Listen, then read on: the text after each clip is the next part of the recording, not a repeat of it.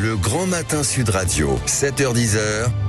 Patrick Roger. Il est 7h13, je le disais tout à l'heure, c'est à la une, la grande braderie politique. C'est ça, évidemment, l'entre-deux tours, parfois, avec des valeurs républicaines qu'on respecte plus ou moins. Évidemment, c'est ce qui se passe à Toulouse, en tout cas pour certains, évidemment. Je ne veux pas forcément porter de jugement, parce que dans ces municipales à Toulouse, eh bien, il y a un socialiste qui décide de claquer la porte après l'annonce de l'accord que l'on dit technique, avec LFI et le PS. C'est le conseiller régional Marc Stultman qui est avec nous et qui dit non à cette alliance. Vous êtes conseiller régional d'Occitanie. Bonjour Marc Stultman. Bonjour à tous. Bon, alors pourquoi vous avez fait ce choix, vous hier, de claquer la porte et de ne pas participer à cet accord donc qui a été passé entre LFI, Picmal, François, qui arrive en tête, et Briançon, le candidat socialiste? Écoutez, tout simplement en tant que Toulousain.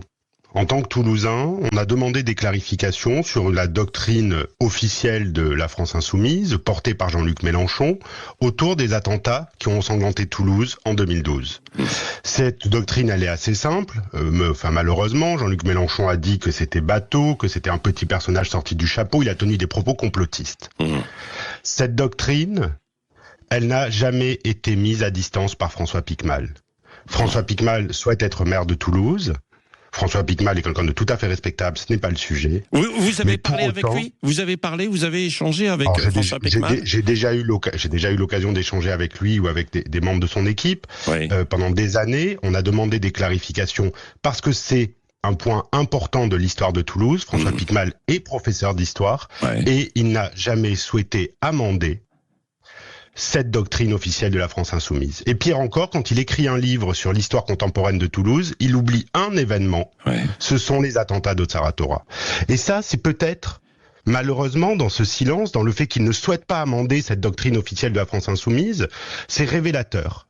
Et moi, je fais de la politique autour d'un certain nombre de valeurs, et là, je ne considérais pas que mes valeurs étaient représentées. Donc j'ai préféré faire un pas de côté, ce qui n'enlève rien à la profonde sympathie que je peux avoir pour mes anciens colistiers, mais ma présence était incompatible avec les valeurs qui sont défendues. Alors certains vous diront, bah oui, mais attendez, il y a des gens à la France Insoumise, beaucoup qui ont condamné aussi ces attentats qui ont été commis à Toulouse comme ailleurs, dans le reste de la France, quoi. D'ailleurs, à Toulouse, il y a eu, ce qui est assez incroyable pour LFI, c'est l'un des meilleurs scores qui avait été réalisé lors de la présidentielle, parce que il avait atteint, Jean-Luc Mélenchon, je crois quasiment, il avait même dépassé les 34%, Marc Stultman. Oui, mais en fait, vous savez, moi, vous parliez de grande braderie tout à l'heure. Oui. Si j'avais voulu compter les statistiques, j'aurais fait du commerce. Moi, je fais de la politique. Et j'ai un certain nombre de valeurs, elles sont assez simples. Bon, en plus, j'en change pas régulièrement, donc c'est assez stabilisé. Et une de mes valeurs fondamentales, c'est la lutte contre le racisme, l'antisémitisme. Et partant de là, je ne me voyais pas être sur une liste dont la tête de liste, et je parle pas des autres colistiers, dont la tête de liste n'a jamais fait un pas de côté sur la doctrine officielle de la France Insoumise sur ce sujet. Et plus généralement, sur la doctrine de la France Insoumise sur l'antisémitisme, qui consiste à dire finalement qu'ils l'alimentent, mais ils n'en sont pas responsables. Donc, vous reprochez un manque de clarté, quoi, que les choses soient dites de la part de la France Insoumise par rapport à l'antisémitisme.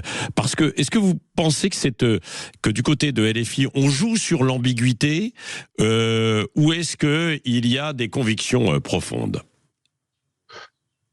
Écoutez, c'est à eux qu'il faudra le demander. Moi, je sais que, si vous voulez, je ne me fais pas le censeur des âmes de chez LFI, mais en tout état de cause, je sonde pas les âmes, mais en tout état de cause, moi, je vois qu'il y a une volonté, à minima, de ne pas dénoncer. Voire, dans certaines conditions, de jouer sur une ambiguïté qui permet d'alimenter une certaine vision du monde, qui est incompatible avec les valeurs que je défends. Oui, c'est ça. Vous trouvez que, justement, certains, finalement, ne respectent pas une certaine parole, qui fait que cette parole n'a plus de valeur en politique aux yeux de beaucoup d'électeurs? Non, enfin moi, vous savez, je ne blâme personne dans cette affaire. C'est une question personnelle, c'est une question d'engagement personnel. Moi, je me suis engagé sur des valeurs personnelles et je veux dire, j'ai eu l'occasion de me présenter plusieurs fois contre Jean-Luc Moudenc ou ses équipes. C'est pas le sujet, mais je fais de la politique autour de ces valeurs-là. Et quand ces valeurs-là ne sont pas représentées par la tête de liste, ou du moins que la tête de liste refuse d'être claire, je préfère faire un pas de côté. Ouais. Est-ce que vous regrettez que finalement il n'y ait pas eu plus de fermeté aussi au niveau national de la part d'Olivier Faure ? Écoutez, je crois que au niveau national, ça a été, enfin en tout cas la semaine dernière, c'était très clair. Cette semaine, c'est peut-être un peu moins clair. Ah oui. On verra ce qu'il dit la semaine prochaine.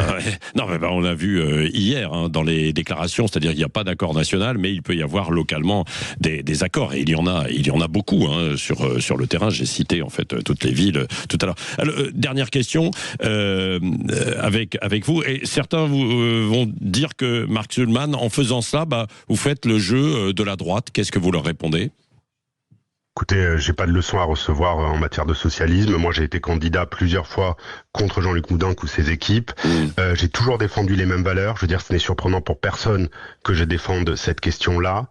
Et à un moment donné, on ne peut pas être enfermé en politique dans un jeu mortifère qui consiste à dire il y a deux côtés de la barricade, comme le dit Jean-Luc Mélenchon, et soit vous êtes de mon côté, soit vous êtes d'affreux fascistes. Ouais.